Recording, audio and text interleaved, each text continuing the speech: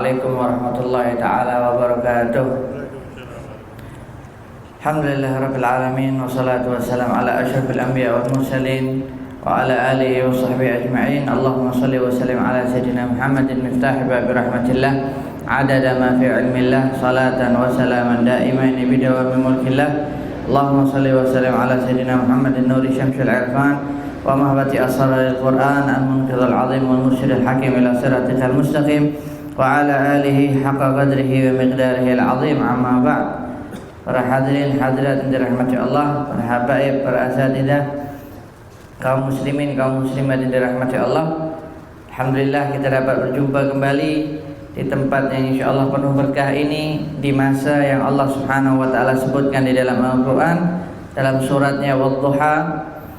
Dan kita sekarang pada masa Wadduha, satu masa yang Allah Subhanahu wa taala bersumpah dengan masa tersebut, berarti masa tersebut adalah suatu masa yang penting, suatu perkara yang dianggap sebagai azim di dalam agama Islam. Sebab tak mungkin setiap Allah Subhanahu wa taala bersumpah atas nama sesuatu kecuali yang tidak diagungkan di dalam agamanya Allah Subhanahu wa taala. Dan kemudian masih lagi kita dalam kitab Bidayatul Hidayah. Alhamdulillah semalam kita telah selesaikan bab tentang adabul wudu. Imam Ghazali telah mengajarkan kepada kita sebagaimana kebiasaan kita sebelum kita mulai kelas baru kita ulang kaji balik yang semalam kita telah pelajari. Dan sebelum kita ulang kaji, soalan kita ada ketak semalam mulai dari wudu untuk subuh, zuhur, asar, maghrib, isya kita praktikkan ilmu kita. Kalau ada alhamdulillah. Kalau biasanya senyum-senyum ni dia syak dia. Buat ketak, buat sekali, buat tak dua kali. Yang penting kita praktikkan, jangan pernah lupa meskipun hanya satu kali. So kita hidup di zaman yang kalau kita amalkan ilmu itu sedikit, maka kita akan selamat di dunia dan akhirat. Dan Imam Ghazali telah mengajarkan kepada kita mulai dari bangun tidurnya, mulai dari istinjanya, mulai dari berwudunya, basuh tangannya, kemudian berkumurnya, kemudian masukkan air ke dalam hidung, istinsyak, keluarkan air dari dalam hidung, istinthar, kemudian basuh muka, kemudian usap rambut sampai basah, kemudian usap tengkuk dan tenggorokan atau leher, kemudian selepas itu basuh tangan, kemudian basuh kaki, kemudian lagi dijelaskan lagi ada lagi sunah-sunahnya, basuh telinga macam mana, basuh kaki macam mana, kemudian ada perkara-perkara 7 perkara yang kena dijauhkan, telah disebutkan semuanya oleh Imam Ghazali. Dan kemudian Imam Ghazali mengajarkan kepada kita untuk selalu membaca doa. Doanya yang telah diajarkan oleh Imam Ghazali mungkin tambah daripada doa-doa yang kita dari kecil dulu diajarkan. Tak jadi masalah, setiap yang namanya doa dia boleh bertambah. Sama seperti salawat ke atas Nabi Muhammad SAW, ada lafaz salawat yang satu berbeza, yang satu salawat lafaznya berbeza dengan yang lain. Karena di dalam Al-Quran Allah memerintahkan kita untuk bersalawat ke atas Nabi Muhammad SAW. Begitu juga dengan doa. Allah memerintahkan kepada kita, ud'uni astajib lakum, mintalah kepadaku, berdoalah kepadaku, aku pasti akan senantiasa kabulkan hajat-hajat kalian, karena kalian selalu berdoa kepadaku. Sebab itu banyak para ulama yang punya doa-doa yang luar biasa. Imam Ali Zainal Abidin salah satu di antara doa-doanya, ya Allah, ketika engkau serahkan urusanku kepada manusia, jangan sampai manusia itu menyia-nyiakanku. Ada lafaz dia agak susah sikit nak dihafal, doanya Imam Ali Zainal Abidin. Dan kemudian jadikanlah urusan aku ini ya Allah semuanya engkau yang urus semuanya. Jangan sampai engkau serahkan kepada makhluk, yang mana makhluk nanti pasti akan menyia-nyiakannya. Jadi maknanya kalau Allah serahkan urusan dia kepada seseorang makhluk di dunia, maka pasti orang tadi akan uruskan urusannya Imam Ali Zainal Abidin sampai selesai. Itu doanya Imam Ali Zainal Abidin. Kenapa berdoa seperti itu? Karena tahu nanti ada orang yang kebiasaan mereka mudarah atau mudahanah. Mudahanah nih dia cakap, okey saya nak bantu saja cakap. Tapi lepas tu dia tak bantu. Jadi yang ada orang tu tunggu sampai dia tadinya husnudzan berubah jadi suudzan. Dan itu doa yang diajarkan oleh Imam Ali Zainal Abidin, ya Allah, semua urusanku aku pasrahkan kepadamu ya Allah. Engkau atur semua urusanku. dan jangan pernah serahkan urusanku kepada seseorang yang nanti pasti akan sia-siakan urusan aku tadi. Karena Imam Ali Zainal Abidin tak nak hati dia benci kepada orang lain. Dia tak nak hati dia ada suudzon dengan orang lain. Sebab itu salah satu doanya Imam Ali Zainal Abidin. Dan kemudian Imam Ghazali juga mengajarkan kepada kita tentang perkara-perkara yang kita kena jauhi di situ. Dan kemudian selalu ingat, setiap kita was-was berarti ada syaitan yang bernama walhan yang selalu ada di dekat kita. Kalau kita tak was-was, dia tak akan datang. Tapi kalau kita was-was sedikit saja, dia pasti akan datang. Dan walhan ini jangan terkejut. Kalau kita ada satu walhan, di tempat lain juga ada walhan. Dia boleh cloning dekat mana-mana tempat. Jangan nanti Ustaz, saya tengah was-was, adik saya was-was, walhan ada duduk kat mana Ustaz? Kat saya ke kat dia? Tak, sama, dia banyak walhan itu. Mungkin ada walhan junior, ada walhan senior.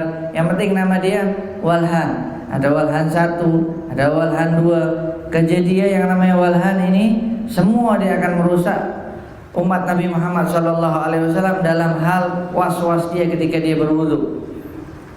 Dan kemudian Imam Ghazali juga menutup bab tentang wudu tadi, barang siapa yang berwudu, Allah Subhanahu wa taala akan sucikan semua tubuhnya dengan dosa-dosanya, semua bersih, satu tubuh semuanya. Kalau dia berwudu dengan membaca doa yang diajarkan oleh Imam Ghazali. Dan kemudian kalau dia berwudu tanpa membaca doa, maka yang disucikan oleh Allah Subhanahu wa taala hanya anggota wudunya saja. Dan kemudian tentang wudu ini ada beberapa para ulama yang setiap mereka berwudu pasti mereka akan basuh semua tubuhnya. Karena dia nak mendapatkan cahaya berkah daripada wudu tersebut. Jadi setiap dia mandi, dia pasti berwudu. Setiap dia mandi pasti berwudu. Lepas dia mandi, lepas air sabun semua, kemudian dia berwudu. Sebab takut, sebab Imam Ghazali nanti diajarkan lagi untuk tentang mandi besar macam mana. Kadang ada yang wudu terlebih dahulu, kemudian nanti kalau batal dia wudu lagi. Tapi kalau untuk mandi-mandi biasa, dia selesai mandi, selesai basuh semua, dia wudu. Lepas terakhir dia basuh kaki, dia siram air semua satu badan. Dia niatkan insya Allah air ini berkah untuk jadi air wudu dia. Karena para ulama menyatakan ketika nanti kita dibangkitkan oleh Allah Subhanahu wa taala, kita tak ada pakaian di situ. Yang membuat kita menjadi pakaian adalah cahaya kita. Jadi kalau kita hanya anggota wudu saja bercahaya, yang tempat-tempat lain masih terbuka.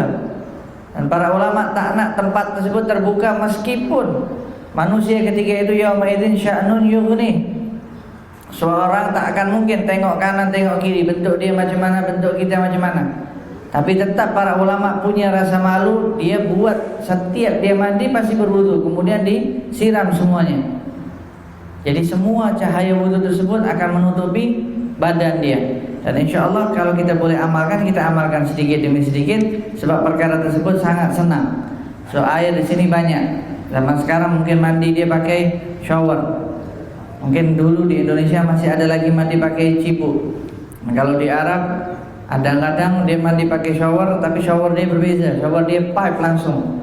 Jadi kalau kena air itu besar tuh. Kalau straight kena kepala tuh, pening kepala. Tapi kalau di sini kan dia ada shower dia ring kecil-kecil, boleh dibesarkan, boleh dikecilkan. Jadi patutnya itu perlu bersyukur. Kalau pergi ke Yaman Utara sana, mandi dia pakai pipe. Pipe itu pipe yang besar, pipe yang kecil. Dan gitu kalau sekali open tuh susah nak kecilkan. Dia kuat sangat dia punya air tuh. Belum lagi kalau nanti panas, airnya jadi panas. Meskipun dia ambil air dari bawah, tetap saja air itu panas.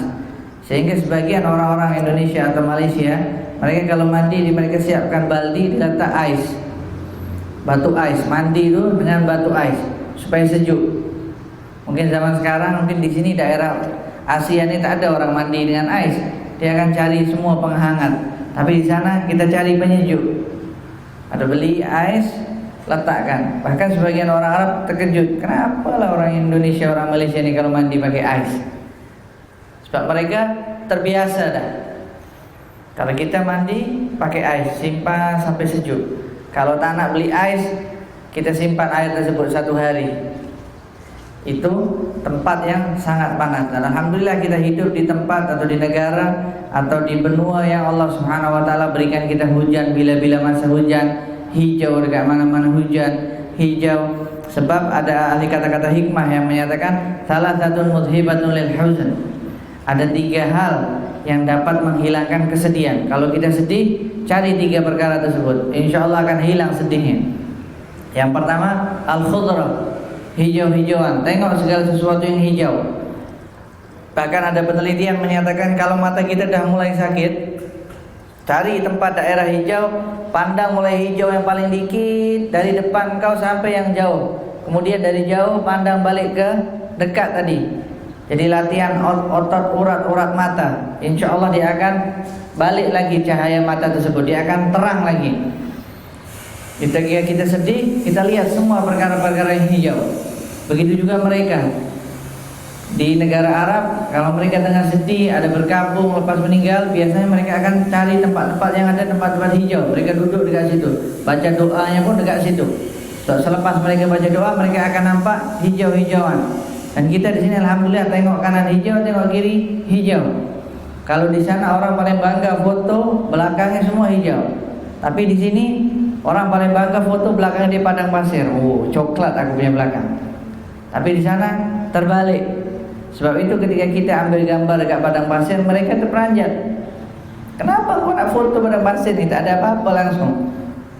Sama seperti kita, tanya kepada mereka, apa kalian foto dekat hijau-hijau ni? Sebab terbalik. Itu yang pertama. Yang kedua, salah satu mudhibatul lil hazan, alma, air. Air itu dapat menghilangkan kesedihan kita. Apa maksudnya air?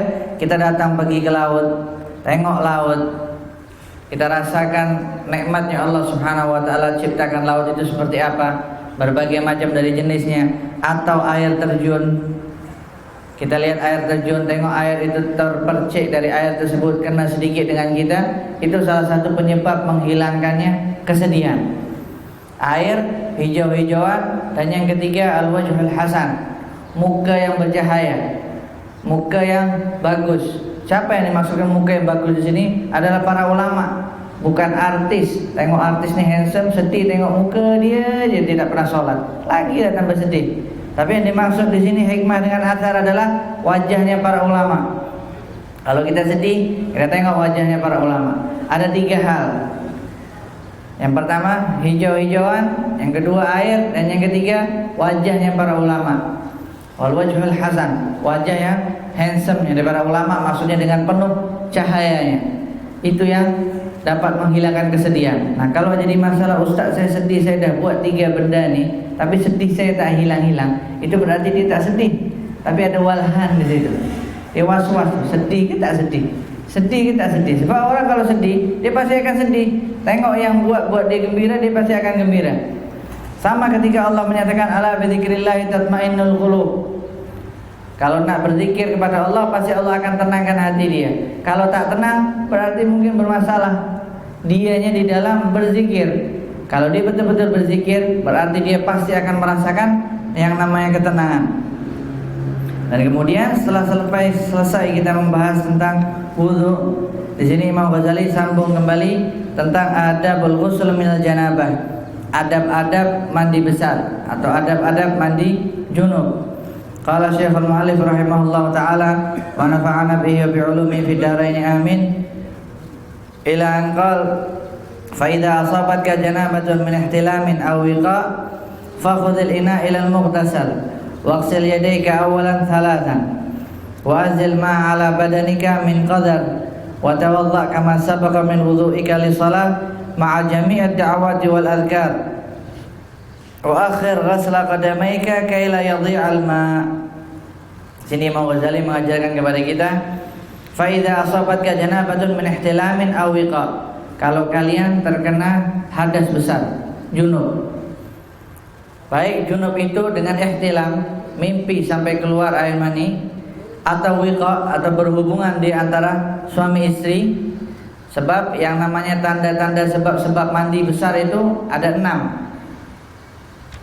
Salah satunya adalah dia junub, dia keluar air mani, baik itu dengan cara ihtilam, dia bermimpi, ataupun dia berhubungan dengan suami istri. Dan tentang bermimpi ini, mereka para nabi mereka tak pernah bermimpi keluar air mani. Mereka tak pernah ada yang namanya ihtilam. Jadi ada yang namanya hulum, ada yang namanya ihtilam. Kalau hulum ini dia bermimpi, tapi kalau ihtilam dia sampai bermimpi keluar air mani sehingga wajib untuk dia mandi hadas besar. Dan para nabi mereka tak ada macam ni. Kemudian macam mana mereka boleh keluar? Mereka boleh keluar hanya karena ketika air mani itu penuh di dalam badan dia baru keluar, bukan karena ihtilam.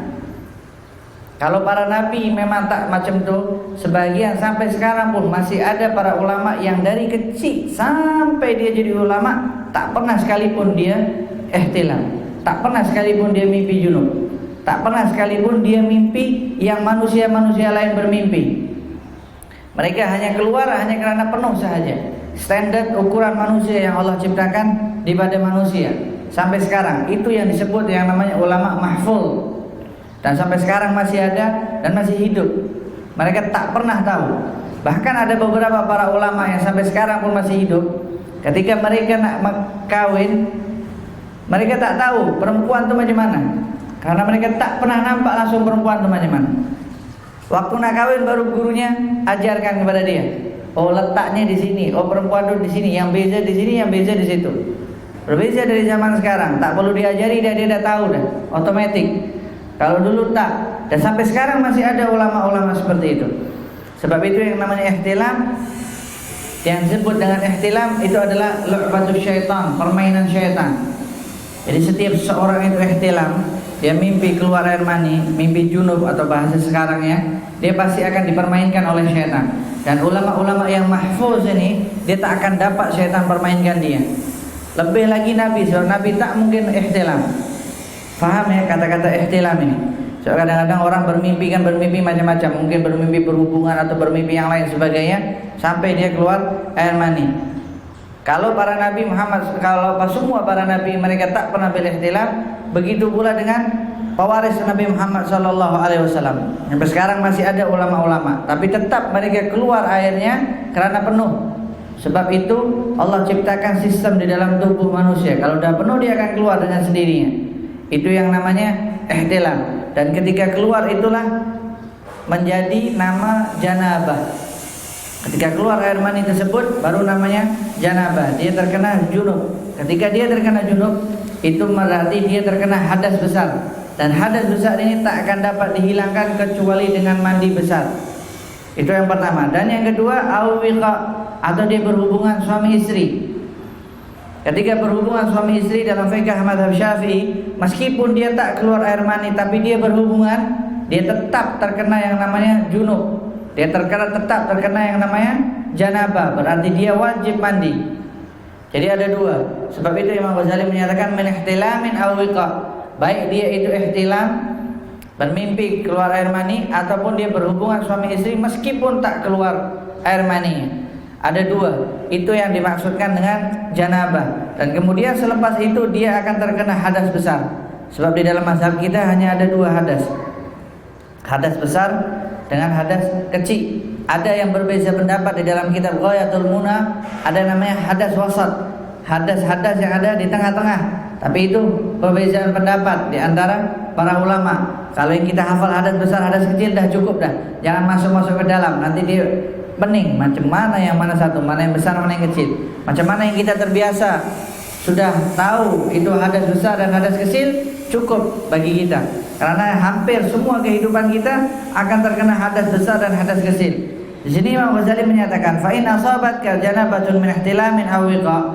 Kalau kalian terkena janabah atau junub dari ihtilam ataupun kalian berhubungan dengan suami istri, fakhudhil ina ilal mughtasal. Zaman dulu belum ada shower lagi. Sebab itu Imam Ghazali menyatakan fakhudhil ina ilal mughtasal. Ambil baldi itu ke mughtasal, tempat kalian nak mandi. Ambil air, siapkan air tersebut. Kemudian waghsil yadayka awalan thalatha. Ingat Imam Ghazali mengajarkan kepada kita kalau kita nak berwudu, basuh tangan dulu 3 kali. Dan ini waktu nak mandi besar, nak mandi junub, basuh dulu tangan 3 kali. Kenapa? Karena Imam Ghazali tahu ada mazhab yang mewajibkan basuh tangan. Jadi yang jadi soalan, mulai dari tadi malam kita bangun basuh tangan kita atau basuh handset kita. Hati-hati kalau kita pegang handset, berarti kita akan buat kita punya kuman tuh, virus-virus semua dari handset. Soal Nabi yang perintahkan untuk basuh tangan. Kalau boleh bunyi alarm, tekan aja, dah cukup, jangan pegang-pegang lama-lama. Tekan aja di screen, bangun, basuh tangannya. Lepas basuh tangan baru pegang-pegang yang lain. Sebab ketika Nabi Muhammad SAW membuat larangan, maka pasti akan ada hikmahnya. Kita tak sedar. Boleh jadi nanti kita tiba-tiba kenapa tiba-tiba sakit, padahal makan, jaga, minum obat, tidur rehat, senang, tak ada masalah, tiba-tiba sakit. Ini perkara kecil yang Nabi larang, ini berbahaya. Sebab Nabi Muhammad menyatakan fa inna ahadakum la tadri aina batat yaduh. Dan tengok Imam Ghazali mengajarkan, kita nak wudu, basuh tangan. Bangun tidur, basuh tangan. Ni nak mandi junub, basuh tangan lagi 3 kali. Kemudian Imam Ghazali menyatakan wa azil ma ala badanika min qadar. Kalau ada kotoran dekat badan kalian, maka bersihkan dulu. Apa kotorannya? Contohnya mungkin biasa di badannya ada daki, kalau bahasa Indonesia daki. Tak tahu, daki ya. Ada daki, bersihkan dulu daki tersebut.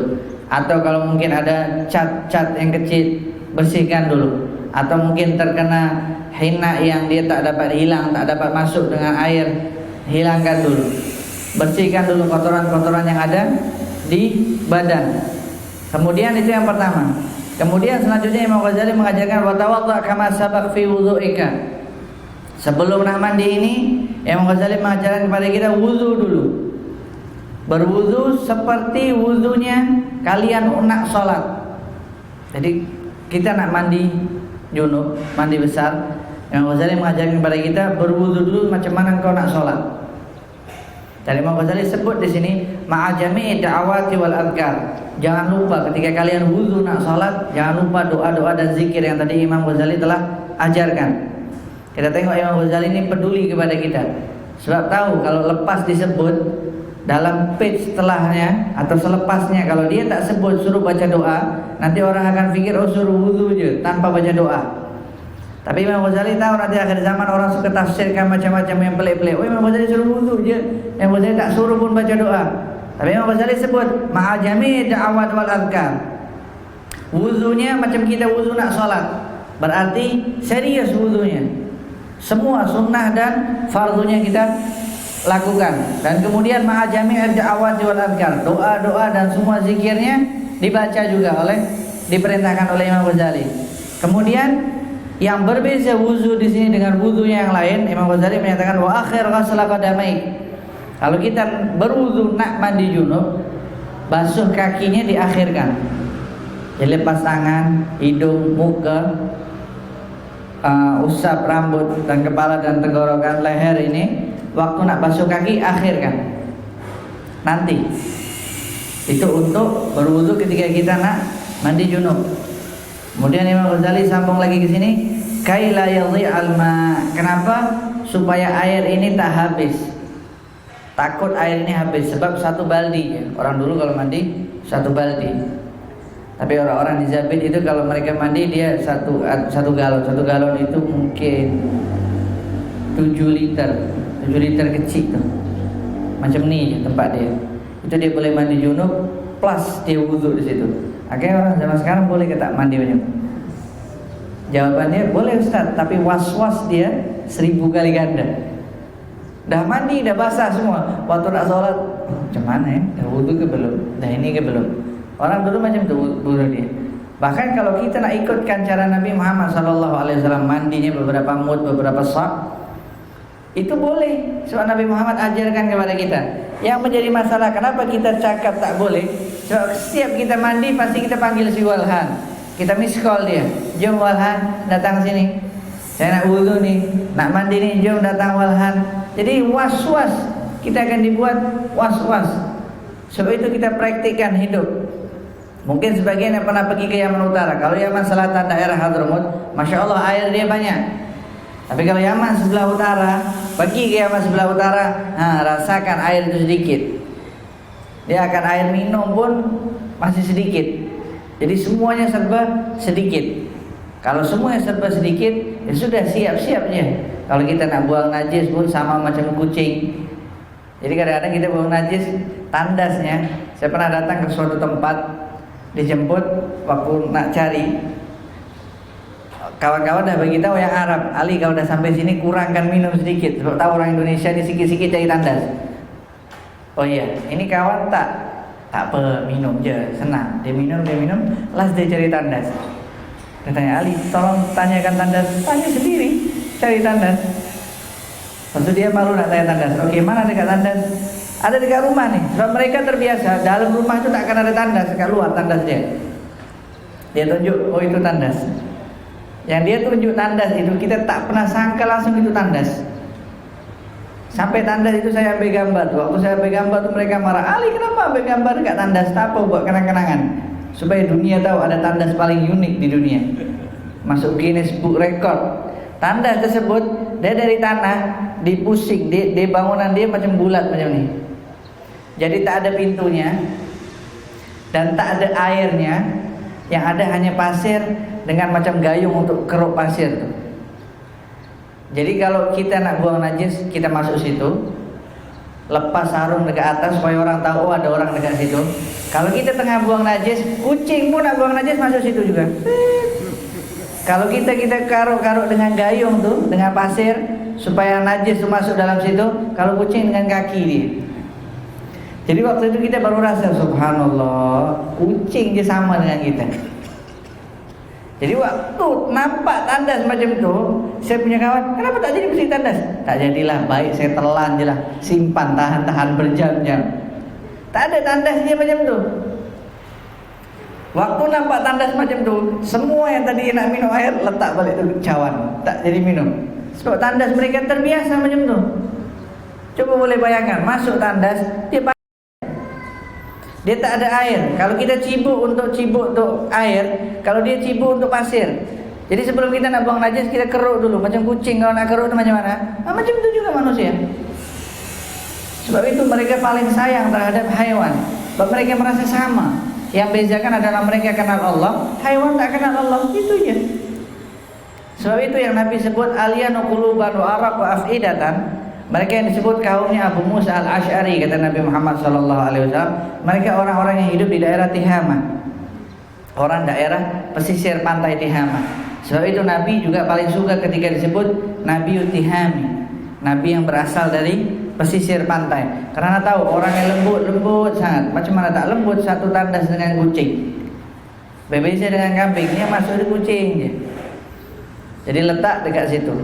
Kemudian kawan-kawan suka tanya, "Pastor, macam mana kalau ada orang tertinggal dia punya sarung dekat situ?"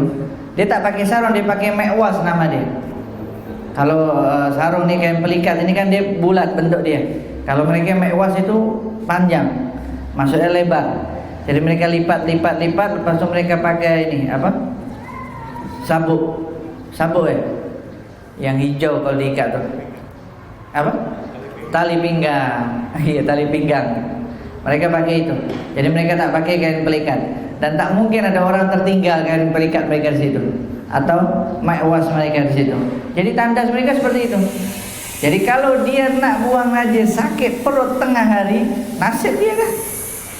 Pukul 12 tengah hari, memang rezeki dia. Dikeluarkan najis plus dia mandi sauna free. Sebab itu sebagian orang suka mandi, bukan suka mandi, suka mereka buang istinja itu waktu tengah malam. Kalau kita tengok sejarah dulu Sayyidatuna Aisyah waktu nak buang hajat, tunggu malam, dari jauh-jauh tengok nanti ada orang yang jaga. Orang tu yang jaga, dia jaga dari orang lain dan dia juga jaga dari haiwan. Begitu juga Abdullah bin Mas'ud waktu Nabi Muhammad nak mandi, Abdullah bin Mas'ud yang jaga kan, yang berikan tanda hati-hati Nabi mandi di sini. Abdullah bin Mas'ud yang siapkan semuanya. Itu semua terjadi pada zaman Nabi Muhammad SAW, dan sampai sekarang mereka masih ada kejadian-kejadian seperti itu. Kalau kita tak tahu sejarah dan kita tak rasakan benda itu, maka baru kita nanti akan muncul yang namanya bid'ah lah. Sekalinya kita kena macam itu, kita baru akan sebut, oh ini sunnah. So kita dah terbiasa hidup senang, air banyak, tandas cantik, dekat mana-mana boleh mandi. Waktu sampai dekat sana disebut ngambil nak ikut Nabi, ikut macam ni. Confirm orang semua akan lari daripada Yaman Utara atau negara-negara yang lain. Dan kita alhamdulillah di sini tempat yang penuh berkah insyaallah. Dan kemudian Imam Ghazali sambung kembali. Fa idza faraghta minal wudu. Lepas tadi yang pertama basuh tangan 3 kali, kemudian bersihkan kotoran-kotoran yang ada di badan sebelum kita mandi junub. Kemudian kita wudhu, macam mana kita wudhu nak sholat dengan semua bacaan doa-doanya, tapi diakhirkan basuh kakinya agar tak habis ayat tersebut. Dan di sini dijelaskan, sebahagian menjelaskan, ketika Imam Ghazali menyatakan supaya ayat tersebut tak habis, sekarang pun zaman sekarang meskipun air banyak tetap kita akhirkan basuh kaki. Sebab pasti ada hikmahnya ketika Imam Ghazali menyatakan nanti diakhirkan basuh kakinya. Dan kemudian macam mana cara selanjutnya? Fa idza faraghta minal wudu, kalau kalian selesai dari wudu, fasubbal ma' ala shiqqikal aiman. Yang pertama kali siramkan air itu di badan kanan kalian 3 kali. Kalau mungkin pakai shower, dia kenakan dulu, jangan kena kepala dulu, terus bahagian kanan dulu 3 kali. Kemudian Imam Ghazali sambung kembali, wa anta nawin raf'al hadath wa anta nawin raf'al janabah. Waktu air itu sampai ke badan sebelah kanan, kalian niat mandi junub. Nawaitul ghusl junubi raf'il hadathil akbar fadlan lillahi ta'ala. Niat untuk mandi junub, mandi janabah. Kemudian Imam Ghazali sambung lagi, selepas kita basuh 3 kali sebelah kanan, Imam Ghazali sambung lagi, tsumma ala syiqqikal aisar. Kemudian bahagian sebelah kiri 3 kali. Dan caranya Imam Ghazali di sini, dia pasti akan buat badan kita tenang meskipun kita rasa sejuk. Tapi kalau kita mandi ikut caranya Imam Ghazali nanti hilang rasa sejuknya. Sebab beberapa contoh-contoh mandi kita pernah praktikkan. Ada yang kalau kita sejuk kita mandi basuh tangan dulu, kemudian siram siku, kemudian siram kaki, kemudian siram lutut. Kemudian kita siram lutut, baru nanti akan hilang sejuknya. Ada lagi yang lain siram dulu sampai tumit. Ada lagi yang lain mengatakan siram dulu yang lain-lain. Hampir semuanya kita telah coba. Yang paling sedap ikut cara mandi Imam Ghazali, yang betul-betul tenang. Yang tadi air sejuk, kita coba air sejuk. Yang kita rasakan macam tu. Tak tahu nanti mungkin yang hadirin di sini boleh dicoba mana yang paling bagus.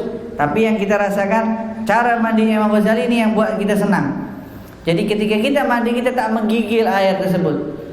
Cara-cara yang lain masih ada menggigil, tapi kalau Imam Ghazali ini dia tak membuat kita menggigil.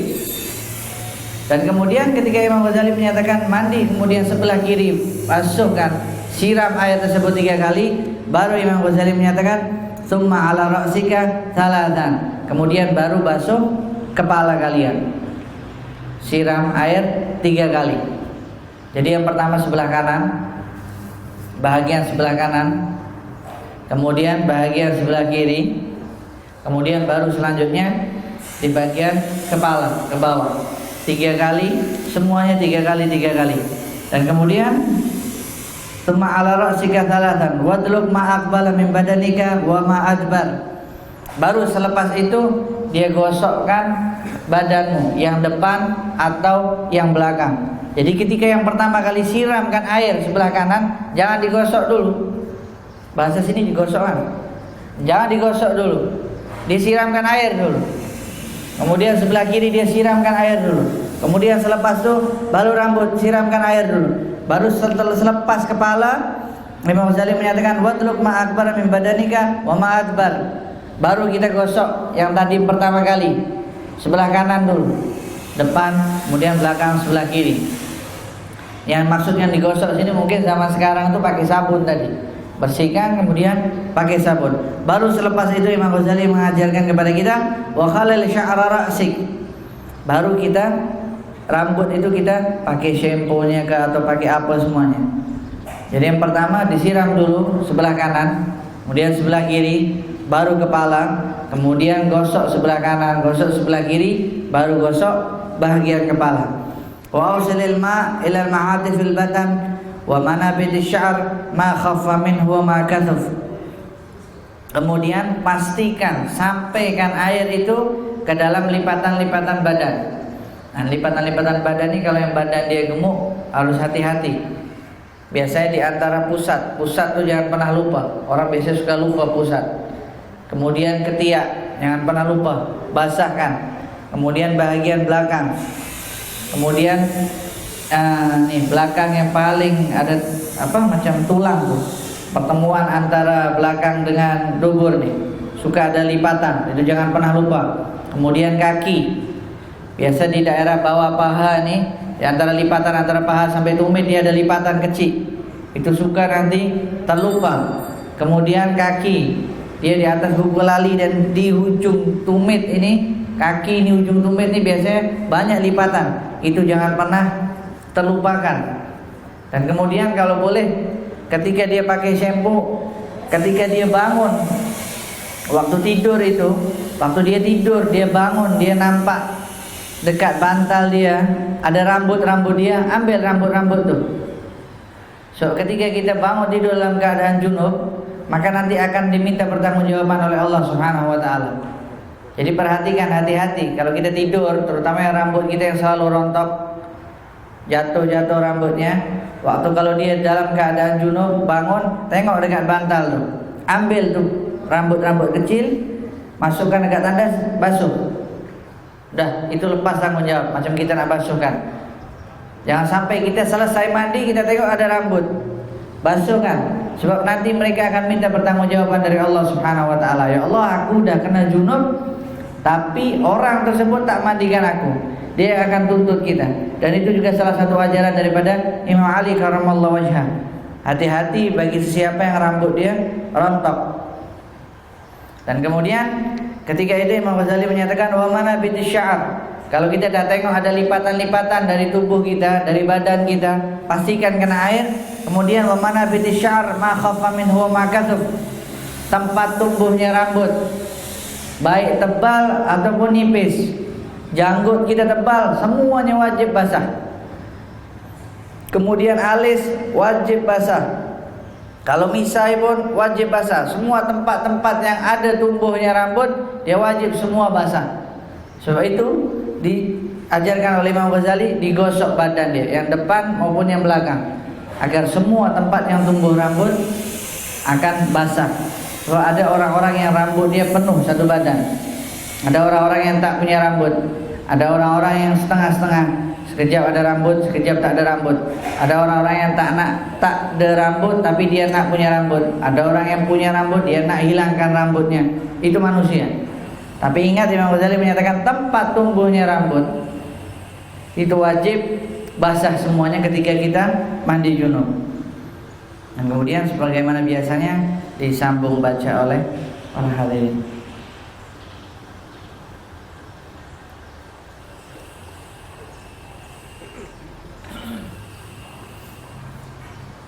رضي الله عنكم بسم الله الرحمن الرحيم وحذر أن تمسح ذكرك بعد الوضوء وإذا بات يده فعيد الوضوء والفريدة في جملة ذلك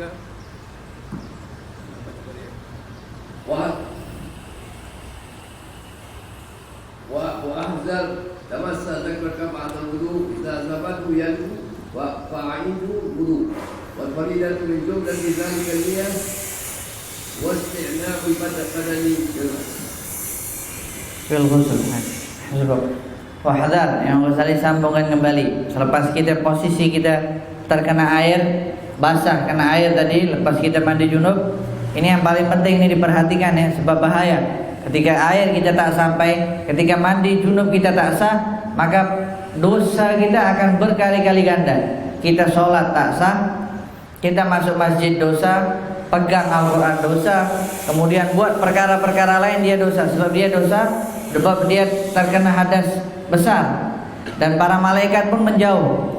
Sebab itu para ulama mengatakan ketika dia terkena junub, kemudian di tempat yang sangat sejuk, karena malaikat nanti akan lari, Nabi Muhammad SAW mengajarkan wudu dulu, basuh kemaluan, hilangkan itu bekas keluarnya air mani, kemudian wudu. Kalau nak sambung tidur, tidur.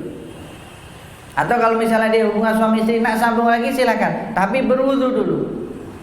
Jangan sampai ketika dia junub, kemudian dia tidur, dia malas, nanti aja lah, kejap lah, 1 jam lagi, tambah lagi, tak apalah, kotor sedikit. Tak boleh.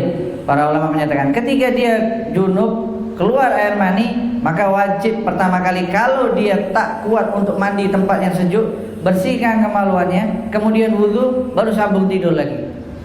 Atau kalau dia dengan suami istri, silakan dia berhubungan lagi, tapi selepas berwudu dan dibersihkan. Itu cara yang paling simpel. Kecuali ketika kita betul-betul kita duduk, orang Asia duduk dekat Rusia contohnya, yang sejuk dia mungkin sampai minus, tak kuat langsung nak mandi junub. Ketika itu waktu dah subuh, di situ baru sebagian para ulama mengatakan oke, ini darurat. Kalau dia masa sejuk itu sampai keluar subuh, dia berwudu pun tak kuat, maka dia sholat li hurmatil waqt, semampu dia sholat. Tapi begitu matahari terbit, dia dapat kemampuan untuk mandi. Itu dalam keadaan, dalam case yang dia tak ada air hangat. Tapi kalau zaman sekarang dah banyak air hangat, dekat tempat mana-mana pun dia pasti ada air hangat. Kalau dah ada air hangat, wajib dia mandi. Kemudian tadi Imam Ghazali sambung kembali di sini, wahdar antamassa dzakaraka ba'dal wudu. Ingat ketika Imam Ghazali tadi mengajarkan kepada kita basuh tangan dan basuh bahagian tubuh yang kotor, maksudnya adalah basuh kemaluan dia, bersihkan daripada air maninya. Kemudian selepas itu dia berwudu.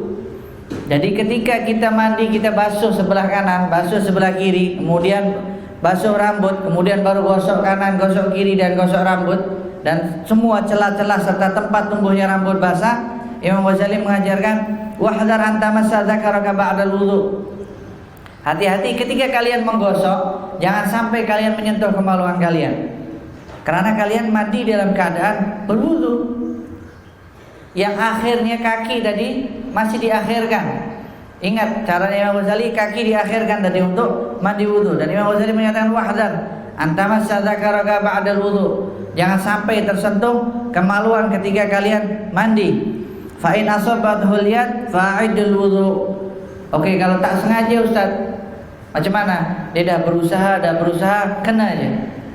Imam Ghazali mengajarkan fa'idul wudu, ulang balik wudu dia. Jadi jangan sambung lagi mandinya. Terkena sekali, batal, terus dia wudu balik. Waktu dia wudu balik, baru dia sambungkan kembali. Masih tengah-tengah gosok. Maksudnya kejadian ini yang hati-hati dia pegang itu ketika kita tengah menggosok. Sebab kita nak mandi dalam keadaan suci, caranya Imam Ghazali, dalam keadaan berwudu. Jadi ketika kita tersentuh, maka kita wudu balik. Wudu balik baru sambung lagi gosok yang lain. So itu Imam Ghazali menyatakan wahdar antamassa dzakaraka ba'dal wudu.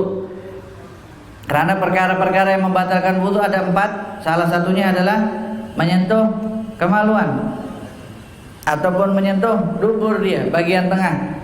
Dan ketika kita mandi, yang 3 itu tak mungkin kita dapat batalkan wudu kecuali 1. Ada 4 perkara, tapi ketika kita mandi hanya 1 yang dapat membatalkan wudu, yaitu kita menyentuh kemaluan kita sendiri. Baru ketika itu batal. Kata Imam Ghazali, ketika batal wudu balik. Jangan kejap nak selesaikan gosok sini, kejap nak selesaikan shampoo, tak. Tersentuh sedikit, sambung lagi wudu. Lepas wudu baru sambung yang lain. Ustaz, macam mana kita nak wudu lagi? Di sini ada sabun lagi. Tak kalah kedekut sangat, sabunnya sedikit. Buang lagi sabun, gosok lagi sabun, makin wangi, lagi bagus. Keluar dari tandas wangi dan macam misik, bukhur. Dan kemudian Imam Ghazali menyatakan wal fardhatu min jumlati dzalik an-niyah wasti'abul badani bil ghusl.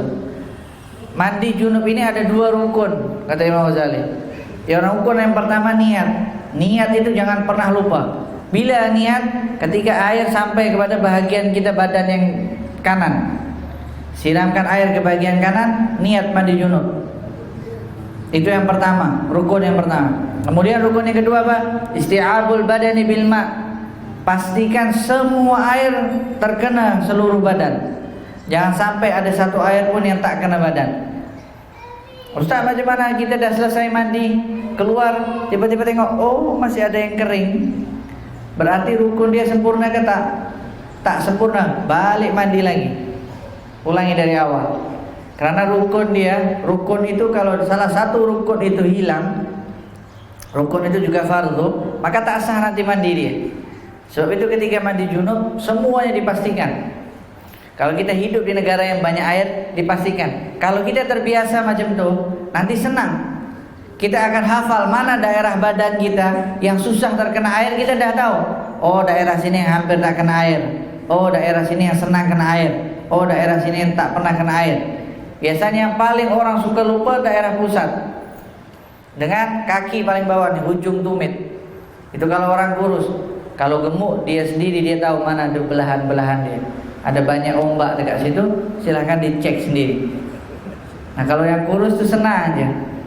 Dan kemudian kalau tanya kenapa Nabi Muhammad SAW mandi airnya sedikit, sebab para ulama yang mensyarahkan tentang syama'il, ketika Nabi Muhammad mandi, air itu yang jalan sendiri ke seluruh kulitnya Nabi Muhammad SAW. Sebab itu ketika Nabi mandi, Nabi tuangkan air itu yang cari celah di kulitnya Nabi Muhammad. Sebab air itu tahu tubuh Nabi Muhammad ini berkah. Air itu tahu. Sebab itu mengalir ke semua tempat di tubuhnya Nabi Muhammad SAW. Berbeza dengan kita, sebagian mungkin air tak nak kena dengan kita. Itulah Imam Ghazali mengajarkan kepada kita, suruh gosok 3 kali. Sebab tahu air kadang-kadang tak nak dengan kita.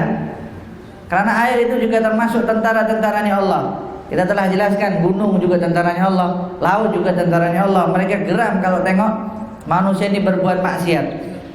Nah kalau mereka tahu ini orang berbuat maksiat nak mandi dengan air aku. Tapi kalau Nabi Muhammad SAW baru letak air itu yang akan jalan semua. Dia akan semua mengalir ke tubuh Nabi Muhammad SAW. Berbeza dengan kita. Sebab itu Imam Ghazali mengajarkan gosok 3 kali. Kemudian disambung kembali. ومن الوضوء غسل الوجه واليدين مع المرفقين ومسح بعض الرأس وغسل الرجلين مع الكعبين مرة مع النية والترتيب وما عداه سنن مؤكدة فضلها كثير وثوابها جزيل والمتهاون بها خاسر بل هو بأصل ورائده مخاطر فإن النوافل جوابر ورائد. Kemudian di sini Imam Ghazali setelah selesai mengajarkan kepada kita mandi junub, kemudian Imam Ghazali juga mengajarkan kepada kita sunnah-sunnah dan apa yang termasuk di antara wudu, fardu-fardu yang wudu, dan ada beberapa sunnah-sunnah yang nanti akan dijelaskan. Dan kemudian di sini ketika kita mandi kita wajib jimatkan air tersebut. Jangan kita bazirkan air tersebut. Sebab Imam Ali karamallahu wajhah menyatakan salah semunjiat. Ada 3 perkara yang dapat menyelamatkan manusia. Yang pertama al-khasyatu fis sirri wal alan. Takut kepada Allah, baik dia dalam keadaan sendirian ataupun dalam keadaan khayalak ramai. Depan manusia mereka takut, tapi kalau dia sendirian dia tak takut. Tak. Patutnya rasa takut, kata Imam Ali, al-khasyah, takut ketika dia sendiri dan takut ketika dia di hadapan khayalak ramai. Takut apa maksudnya? Takut kepada Allah Subhanahu wa taala. Takut dia berbuat maksiat. Sebab sebagian orang malu untuk berbuat maksiat depan orang, tapi dia ketika dia sendirian dia akan berbuat maksiat. Itu yang berbahaya. Dan kata Imam Ali, 3 perkara yang dapat menyelamatkan. Yang pertama al-khasyah fi sirri wal alan. Dia takut ketika dia sendirian, tak ada orang lain kecuali antara diri dia dengan Allah Subhanahu wa taala, dan ketika dia di hadapan orang lain. Kalau di hadapan orang lain dah biasa normal takut. Dia malu dilihat orang, bahkan dosa yang susah diampunkan oleh Allah Subhanahu wa taala. Tapi kalau dia sendiri itu yang berbahaya. Sebab syaitan banyak dekat situ. Sebab itu para ulama mengatakan menganjurkan kita untuk selalu berwudu, jangan sampai kita batal wudu. Batal wudu lagi. Sebab itu yang nanti akan menjaga kita. Meskipun seteruk apapun batal wudu, dia akan wudu lagi. Dan berapa banyak orang yang telah berhasil seperti itu. Kerja dia semuanya kerja-kerja yang jahat. Tapi ketika ditanya, Apa caranya supaya dia menghindarkan pekerjaan dia tuh? Dia kerja, dia buat jahat, wudu je. Kita bagi tips macam tu. Suruh dia batal, wudu balik. Batal, wudu balik. Kalau dia dapat praktikan seperti itu, nanti Allah akan jauhkan dia dari perkara-perkara yang jahat tanpa dia sadari. Dan kemudian yang kedua, al-qasd fil faqri wal ghina. Dia jimat sederhana dalam keadaan dia kaya ataupun dia miskin. Maksudnya di sini adalah ketika kita mandi, berarti kita sekarang di tempat ini kaya air. Kalau kita kaya air, tetap kita kena jimat. Jangan sampai kita banyak kita habiskan air tersebut. Oh, sebab kita mandi junub, kita kena mandi 1 tangki semuanya. Sebab kalau tak, nanti tak kena Ustaz. Banyak walhan. Kita jangan jadi friends-nya walhan. Unfriend walhan, jauh-jauh. Kalau Facebook dia friend dengan unfriend ya. Jauh-jauh daripada walhan. Jauhkan, sebab tu masuk tandas baca doa. Kalau tak ada walhan ikut dia, otomatik. Oh, ni aku punya kawan. Ketika dia was-was, ingat, ketika dalam tandas was-was, berarti ada walhan di situ. Jangan sampai kita was-was, bahaya. Dan kita telah jelaskan kelas yang lepas, umatku yang pertama kali dia akan kena was-was ketika dalam keadaan urusan bersuci, baik berwudunya, baik istinjaknya, dan sekarang masih dalam keadaan mandi junub. Dan jadi kita kena jimat dalam keadaan kita lapang ataupun kita sempit, sama seperti ayat tadi. Meskipun ketika kita mandi di laut, meskipun ketika mandi ke dalam keadaan swimming pool, yang punya swimming pool senang. Tapi kalau orang yang mau ikut swimming pool, dia punya swimming pool dekat rumah dia mandi junub, dia terus masuk je, boleh, sah saja.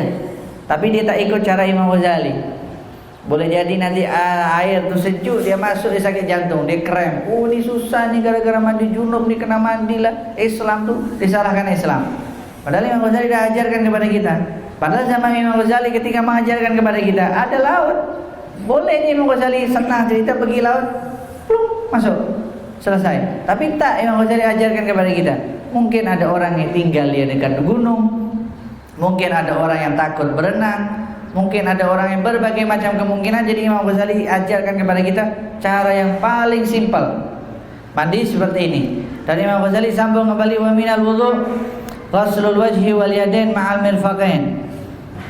Termasuk fardu-fardunya wudu, yang pertama adalah basuh muka. Basuh muka dengan niat. Kemudian tangan sampai siku-siku. Kemudian usap sebahagian daripada kepala. Kemudian ghusl rijlain ma'al ka'bain, membasuh kaki sampai buku lali, marratan, satu kali, wa tartib, dan berurutan. Ingat mazhab kita tertib. Dan kalau kita haji atau kita pergi umrah, tapi umrah itu masih sebagian sedikit yang berbeza biasanya. Yang paling berbeza sangat adalah ketika haji. Nah, nanti ketika kita haji, ketika kita berwudu tu, kita fokus je dengan wudu kita. Jangan tengok kanan, jangan tengok kiri. Dan kita juga diajarkan oleh Imam Ghazali, kalau wudu jangan usap muka ni, basuh muka kuat-kuat sampai kena yang lain. Kita tak boleh menempeleng, sebab Nabi Muhammad menyatakan istanibul wujuha fala tadribuha. Jauh-jauh kalian dari muka itu, jangan pernah kalian memukul muka.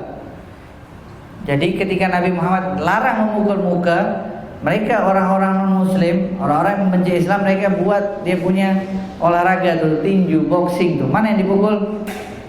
Muka. Yang dapat juara berarti dia orang paling hebat. Karena mereka tahu umat Islam ini Nabinya ajarkan, ijtanibul wujuha fala tadribuha.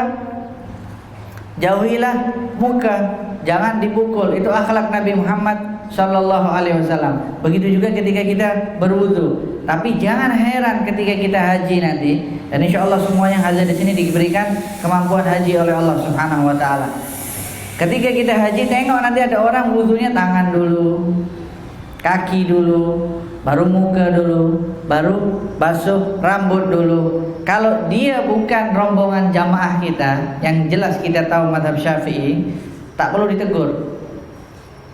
Sebab nanti ketika kita tegur, takutnya nanti kita masuk ayatnya fala rafatha wala fusuqa wala jidala fil hajj. Ketika haji, jangan caci maki orang, jangan berdebat orang, jangan maki orang, dan jangan mengucapkan kata-kata yang tak seronok. apa bahasa sini itu, jangan mencarut, betul. Ketika kita berwudu dah kita fokuskan ke dalam wudu kita, dalam amalan kita. Kecuali ketika kita satu rombongan sama-sama berangkat dari sini, belajar sama-sama, ketika dia berwudu salah, kita boleh tegur. Sebab kita tahu dia mazhab kita. Begitu juga ketika kita sholat, terutama yang perempuan. Kalau yang perempuan dia biasa sholat semua tertutup, nanti akan ada orang-orang sholat kakinya dia terbuka. Azam mazhab yang lain. Bukan urusan kita untuk tegur dia kalau kita tak faham itu mazhab apa dalil mereka. Tapi kalau satu rombongan kita tegur mereka, kita bagi nasihat, bukan kita tegur, kita bagi nasihat.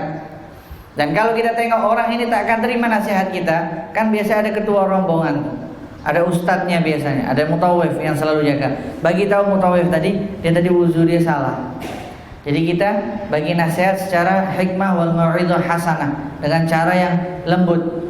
Jadi haji kita selamat, muamalah kita dengan manusia juga selamat. Itu yang terjadi ketika haji nanti.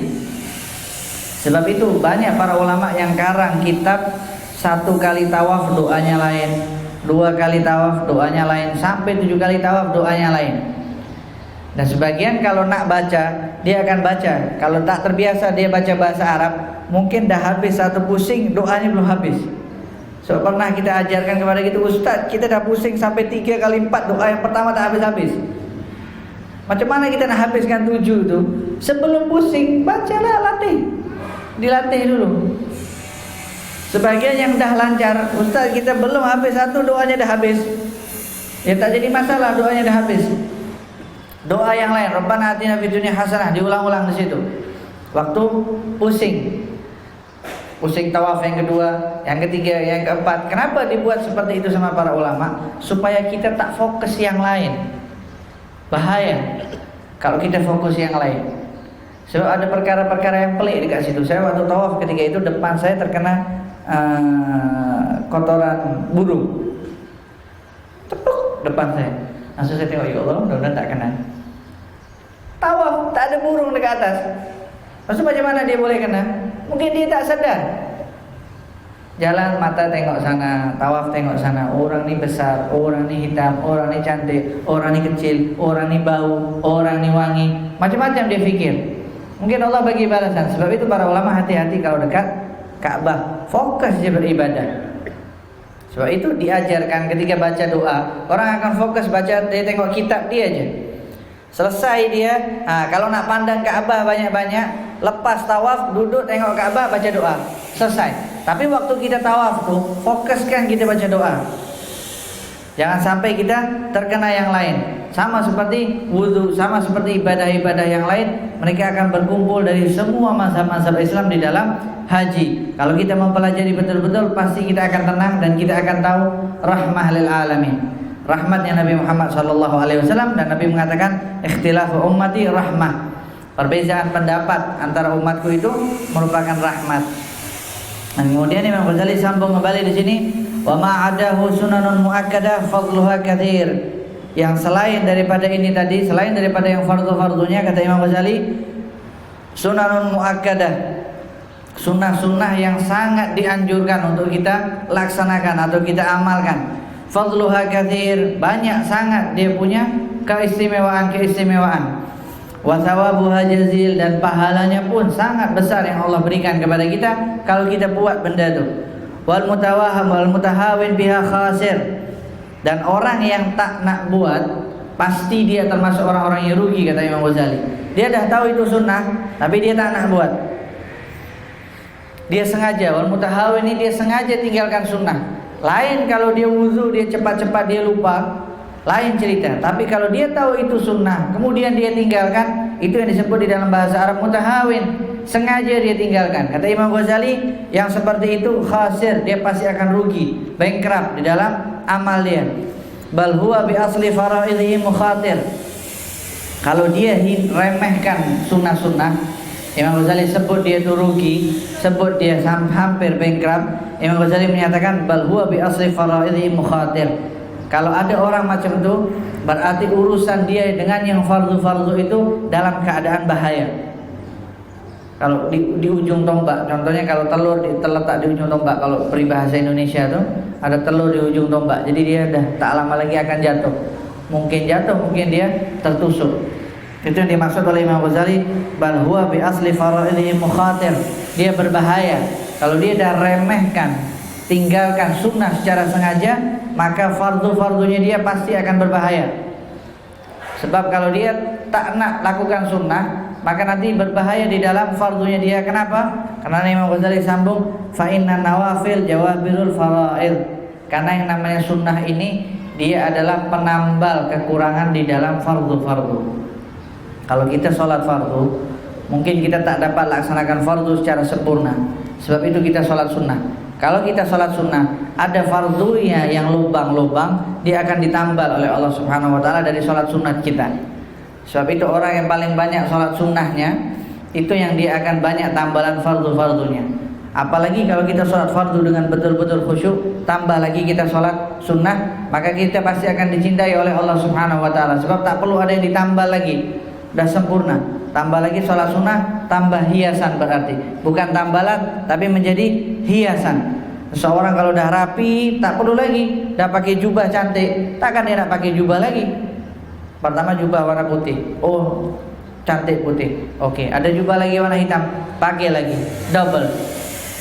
Nampak lagi jubah warna hijau, oh pakai lagi jubah warna hijau. Jadi dia pakai jubah 3. Orang nampak apa? Duduk dekat kutub selatan ke kutub utara, duduk dekat sini. Sama seperti ketika kita sholat fardu. Kalau sholat fardu itu sudah sempurna, sholat sunnah itu akan menjadi penghias. Mungkin dia pakai ridanya, mungkin dia pakai wangi-wangiannya, atau mungkin dia pakai semua perhiasan-perhiasan yang dapat membuat dia semakin cantik. Itu yang Imam Ghazali berikan perumpamaan kepada kita. Akhirnya sampai sini paham ya tentang mandi besar. Nah, ini kalau tentang mandi besar boleh kita buka soal jawab. So ini sering, terutama yang punya suami istri ini paling sering. Kalau masih muda-muda dia masih jarang. Yang suami istri ini yang paling berbahaya. Ini mandi ini nampak ringan dan dia punya rukun cuma 2, tapi rukun dia berbahaya. Niat dengan mandi dan menyempurnakan air ke semua seluruh badan. Kalau tertinggal sekali, contohnya di rambut atau kuku. Hati-hati kuku nih. Kuku ini sebelum kita mandi junub bersihkan dulu kotoran. Kalau perlu basuh dulu dengan air. Jangan sampai selepas mandi baru, ya Allah ada kuku di bawah, mandi balik. Siapa suruh dia tak cek kuku atas ataupun kuku bawah, kaki ataupun tangan. Ingat yang paling penting itu, karena ini urusan kita dengan Allah Subhanahu Wa Taala, bukan urusan kita dengan sesama manusia. Oke, sampai sini ada yang nak soal tentang nih? Bagaimana orang perempuan dengan rambut panjang aja? Jangan punya panjang tak potong. Nah, kalau perempuan rambutnya panjang, dia tetap semua kena basah. Rambut dia basahkan. Karena jangan sampai dia jaga rambut, tapi urusan dia sama Allah berbahaya. So, rambut itu Allah ciptakan untuk perempuan sebagai perhiasan. Ketika rambut itu junub, berarti dia wajib dibasuh untuk perempuan. Baik itu laki-laki botak kan lagi baik kan?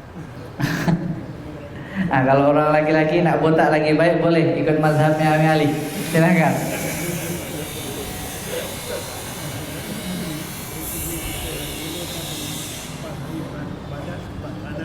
Ya, baik.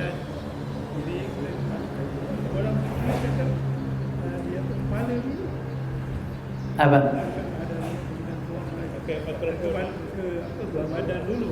Apa tak dengar? Pakai mata dulu. Dalam buku dicakap, dimula dengan kepala dulu. Lepas tu baru badan. Lepas tu ganti. Baru belah kiri. Buku mana? Itu terjemah ke buku? Kalau terjemah mungkin salah cetak. Salah cetak. Saya tak salahkan penerjemahnya, sebab nanti jatuhnya dia suudzon. Tapi mungkin dia salah cetak. Mungkin disalah copy paste atau apa yang penerbitnya itu. Kalau tak ikut tertib yang tadi Imam Ghazali sah saja. Sah, tapi Imam Ghazali kan ajar so itu tajuk dia adab. Adab-adab ketika kita mandi junub. Dia rukun dia, fardu dia 2. Niat dengan menyempurnakan air ke seluruh badan. Pakai cara macam mana pun boleh, sebab kita yang penting melakukan rukun tadi. Tapi Imam Ghazali ajarkan adab-adab tadi.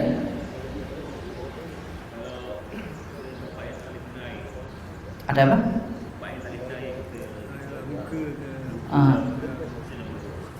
Kalau ada yang tak kena air.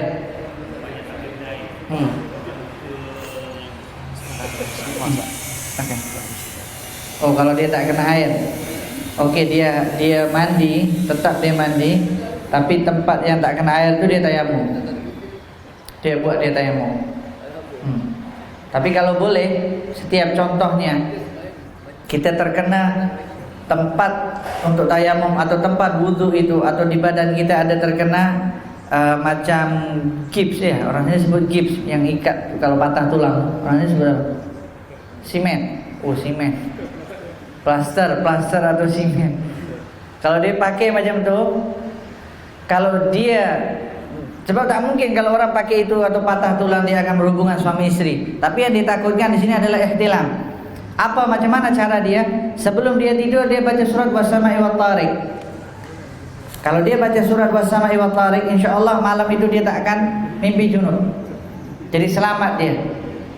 Itu trik dia, supaya kita tak mimpi junub. Begitu juga kalau kita datang ke tempat negara yang sejuk sangat. Kalau tempat itu sejuk sangat, dia takut nak mandi, tak ada yang buat air hangat. Sebelum tidur dia baca was-sama'i wat-tariq. InsyaAllah malam itu dia jauh dari ihtilam. Itu trik dia. Sebab tak mungkin kalau orang sakit dia akan dengan istri dia atau dengan suami dia. Kemungkinan besar lah, tapi tak tahu lagi, wallahu alam itu. Tapi kalau dia tak ada, kalau dia takut, dia baca surat was-sama'i wat-tariq. InsyaAllah itu hilang. Sebab nanti susah nak mandi junubnya.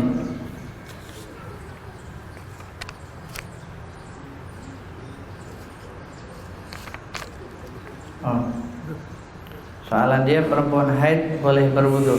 Perempuan haid boleh berwudu. Perempuan haid dia boleh berwudu. Dia yang tak boleh dilakukan perempuan haid ada 10 perkara. Baca Al-Quran yang disebutkan di dalam kitab Safinah, as-salat wa tawaf masul musaf hamluhu wa lubsu fil masjid. Yang pertama salat tak boleh. Yang kedua tawaf tak boleh. Yang ketiga sentuh Al-Quran tak boleh. Yang keempat bawa Al-Quran tak boleh. Yang kelima duduk di dalam masjid tak boleh. In khafat talwita wal murur fil masjid in khafat talwita. Lalu dekat masjid pun tak boleh kalau takut darah itu berceceran. Nah, sebagian para ulama menyatakan kalau dah tak takut boleh dia lalu sekejap saja. Kemudian berpuasa dan berhubungan dengan suami istri, itu yang tak boleh. Kalau berwudu dia boleh. So wudu itu yang akan melindungi dia nanti. Al-wudu silahul mu'min.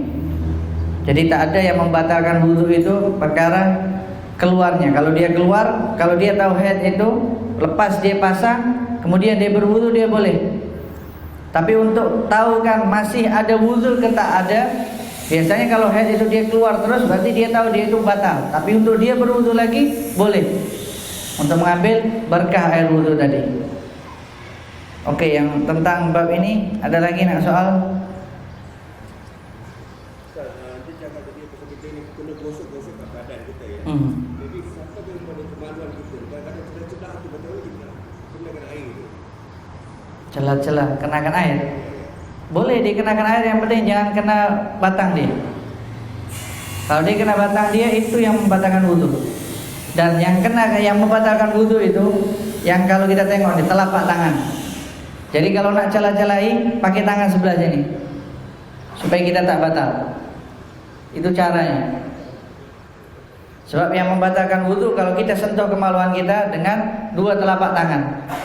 Macam mana ukuran telapak tangan? Telapak tangan itu ketika kita tampal 2 telapak tangan ini, yang tak nampak itu yang akan membatalkan. Yang masih nampak dia tak batal. Jadi waktu kita buat nih sekarang contohnya macam ni.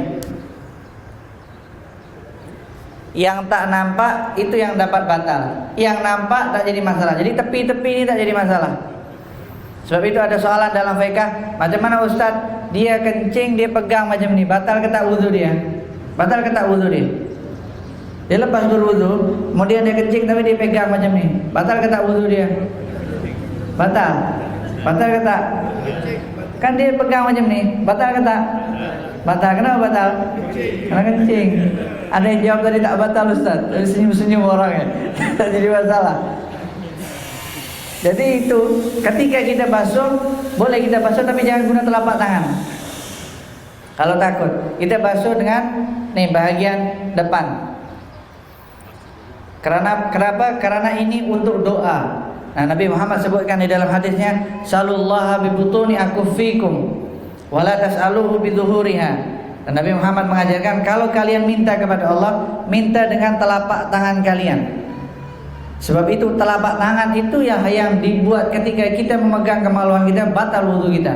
Kesucian kita hilang. Karena Nabi ajarkan kalau minta kepada Allah, minta dengan telapak tangan. Kecuali kalau berlindung. Berlindung ada riwayat yang mengatakan ketika Nabi berlindung dengan menggunakan belakang tangan. Contohnya na'udzubika minal fitan dan lain sebagainya, wal mihan, wal ghala, semuanya itu. Tapi ketika kita minta kepada Allah dengan telapak tangan, sebab itu telapak tangan itu perkara yang mulia. Kalau tersentuh dengan kemaluan kita, maka batal wudunya. Kalau nak selah-selahi tadi sebagaimana ditanya oleh Ami Alwi, boleh gunakan belakang nih. Jadi kita tak tersentuh. Jadi selamat wudu kita. Oke, ada lagi nak ditanya? Jadi kalau macam mandi biasa sebelum kita berwudu. Hah? Mandi bersihkan badan semua, pakai sabun, lepas tu baru berwudu dan itu boleh. Boleh, berarti tak tertib. Boleh, kalau tak tertib tadi boleh. Tak berurutan tak jadi masalah. Sah.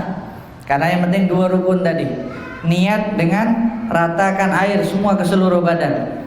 Itu rukun dia, itu fardu dia. Dan yang disebutkan tadi tertib ini adalah adab dia. Sopan santun, cara yang berakhlak yang menurut versinya Imam Ghazali. Cara ini macam mana?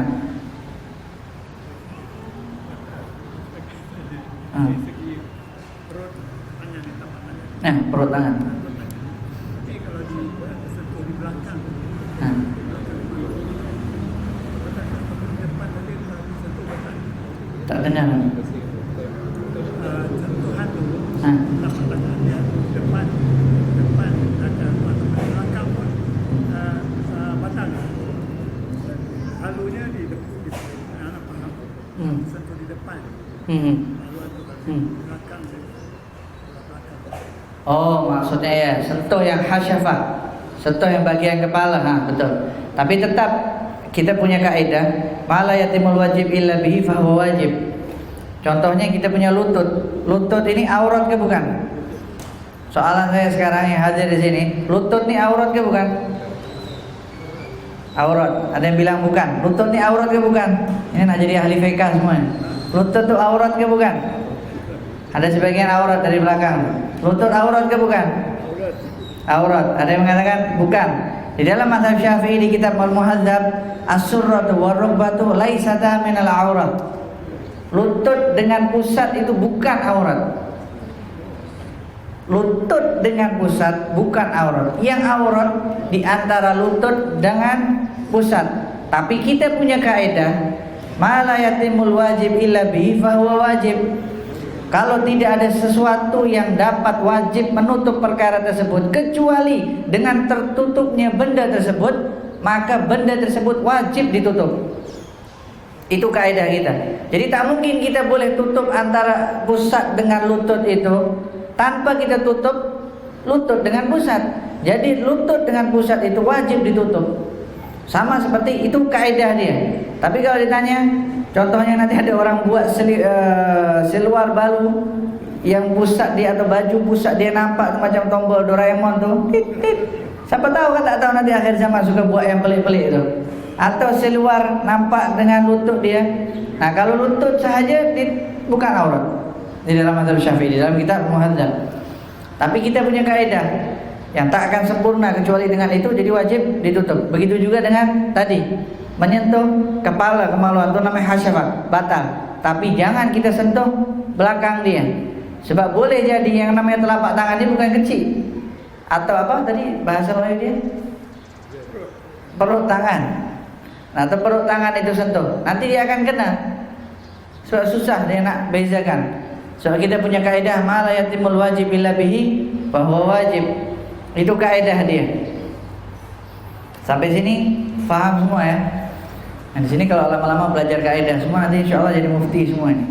Masih banyak lagi kaidah-kaidah lagi. Terkejut nanti. Oh, ini macam ni. Oh, ini macam ni. Masih banyak lagi yang insyaallah dipelajari. Oke, sampai sini. Ya. Jadi bila kes junub mandi junub, ini tak perlu wudu lagi ya. Kalau sudah mandi junub tak perlu lagi wudu, sebab wudunya dah ada di tengah-tengah. Iya. Tengah-tengah tadi. Soalnya terakhir tadi ingat, terakhir Imam Ghazali kan akhirkan kaki. Dan ingat, kemudian bila kita basuh kaki, kan Imam Ghazali sebut ratakan air semua dengan ratakan semua badan dengan air. Berarti pastilah kaki diratakan yang terakhir. Karena kaki itu tempat yang paling bawah. Jadi selesai kita mandi, kita dapat dua sekaligus. Dapat mandi dengan dapat wudu. Jadi keluar dalam keadaan bersih. So itu Imam Ghazali bersihkan dulu. Waktu masuk tandas, basuh tangan, bersihkan kemaluan sampai bersih, wudu, baru siram kanan, siram kiri, siram kepala, gosok kanan, gosok kiri, gosok kepala. Terus ratakan semuanya. Sekalian gosok itu boleh dikalikan, ratakan semuanya. Jadi insya Allah kita sempurna. Kecuali dalam lepas dia dengan lap-lap terkena dia punya kemaluan, dia kena ambil wudu. Ya, kalau dia sudah selesai semuanya, lepas itu dia pakai tuala, terkena wudu lagi, bukan mandi lagi, wudu lagi sunnahnya.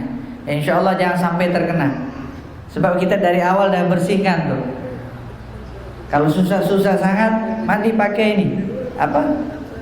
Sarung tangan tuh, tapi bersihkan dulu. Tapi pelik nanti orang, kenapa mandi sendiri tak ada orang pun pakai sarung tangan? Tak, kita ada tips dan trik dia. Mandi pakai tangan kanan.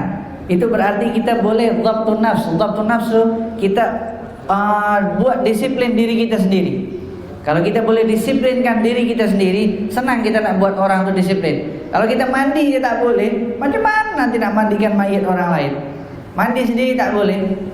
Itu yang dimaksudkan oleh Imam Ghazali mengajarkan kita tentang mandi. Dan ini saya buka soal jawab sebab ini yang paling berbahaya. Kalau wudu dari kecil dah diajarkan. Tapi kalau perkara ini biasanya banyak orang yang malu untuk bercerita. Kadang-kadang tak jelas dia mandi, kadang sejuk, mandi yang ini je. Kadang biasanya perempuan kalau mandi suka pakai ini, apa nama? Yang tutup dekat belakang tu. Jaga rambut dia. Jaga rambut dia. Jaga rambut dia terlalu cantik, dia jaga tak boleh kena air. Tak boleh, ketika dia junub wajib basah semuanya.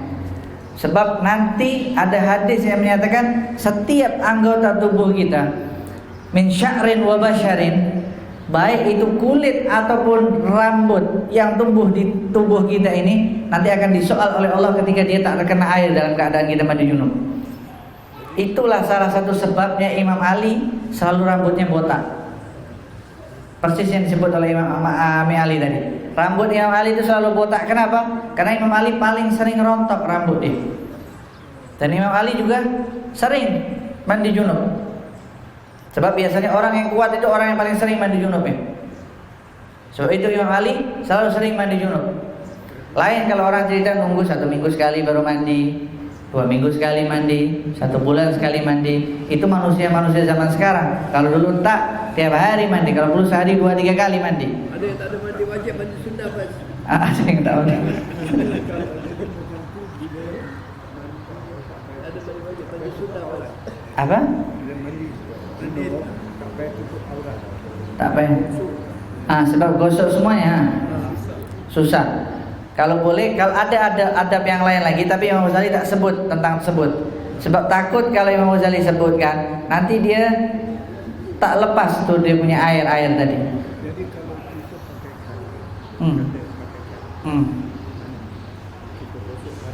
pakai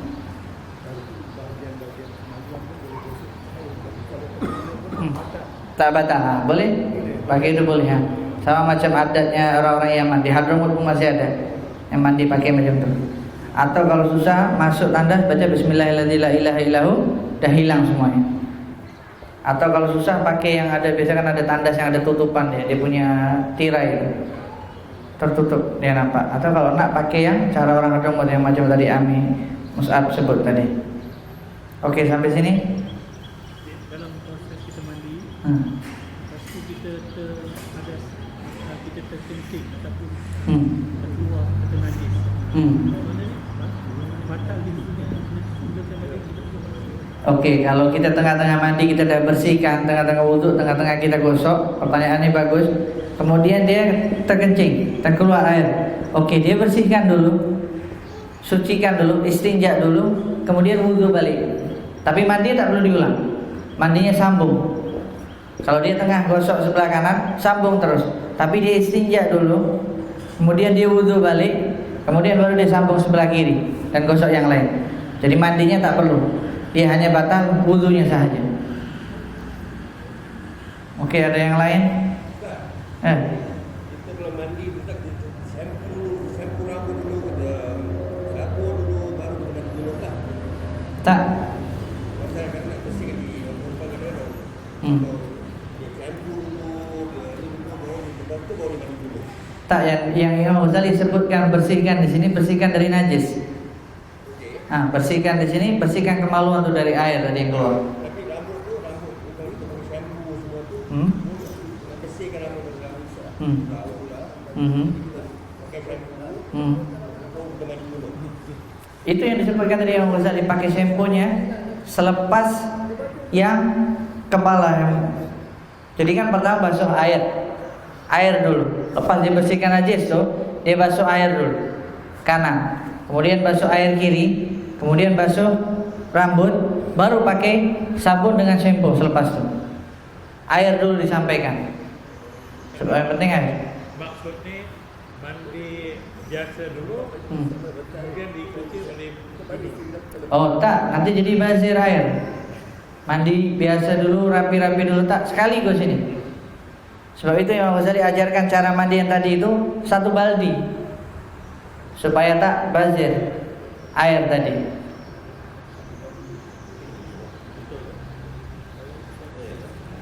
Oke, ada lagi? Yang Ustaz bilang tadi, kalau kita baca Wasamai wa Tariq. Oh ya, terima kasih. Oke.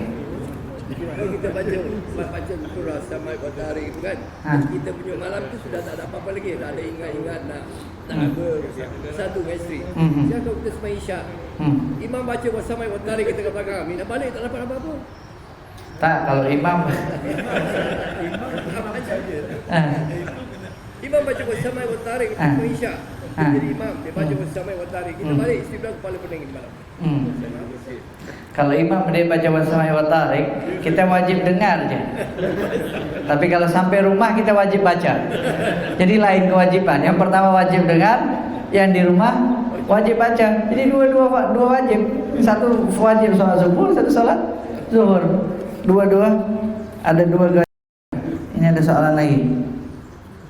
Apa had spenden rambut? Apa spenden? Ini ada soalan, apa had spenden rambut perempuan? Saya tak faham apa spenden. Oh, sependek. Oh, apa had sependek rambut perempuan? Had sependek rambut perempuan, kita tengok kalau seseorang dia botak rambut dia, kan nampak mana tempat tumbuhnya rambut. Itu had dia. So itu Imam Ghazali sebut manabitis sya'ar, tempat tumbuhnya rambut itu yang dia harus kena air. Jadi sependek mana macam mana sampai tempat tumbuhnya rambut. Jadi pendek ataupun kalau laki dia botak pun tetap dia wajib kena air. Sebab ada tempat tumbuhnya rambut. Kalau perempuan sependek mana dia tak ada had dia. Pendek dia tempat tumbuhnya rambut. Tempat tumbuhnya rambut kalau sampai belakang itu tak jadi masalah. Tetap tempat itu tadi mandi. Tetap dibasahi. Yang jadi masalah kalau rambut dia panjang. Kalau rambut dia pendek senang. Kalau rambut dia panjang tak jadi masalah. Itu yang agak bermasalah. Mungkin sebagian masih takut, ada yang sayang rambutnya. Tapi ingat, kalau kita sayang kepada Allah, maka Allah lebih sayang kepada kita. Jadi basah di rambutnya tadi. Itu sebab salah satu Imam Ali karramallahu wajhah ketika ditanya kenapa selalu botak, karena dia sering junub. Jadi dia sering rambut botak, dia rontok rambutnya. Jadi setiap tidur rambutnya selalu keluar, selalu jatuh. Dan begitu juga kita, ketika kita junub, Contohnya ketika kita junub, kita tak jadi mandi. Mungkin kita junub bukan malam hari, tengah hari. Masuk waktu duha nih, kita bangun jam 12, masih tunggu lagi lama lagi zuhur itu. Jangan sampai kita potong kuku. Jangan sampai kita keluarkan atau potong semua bulu-bulu yang ada dari badan kita. Terus mandi. Itu sebab berbahaya yang orang suka tunda-tunda nak mandi. Nanti dia potong kuku, tiba-tiba dia buang kukunya. Kuku itu akan tuntut kita di hari akhirat nanti.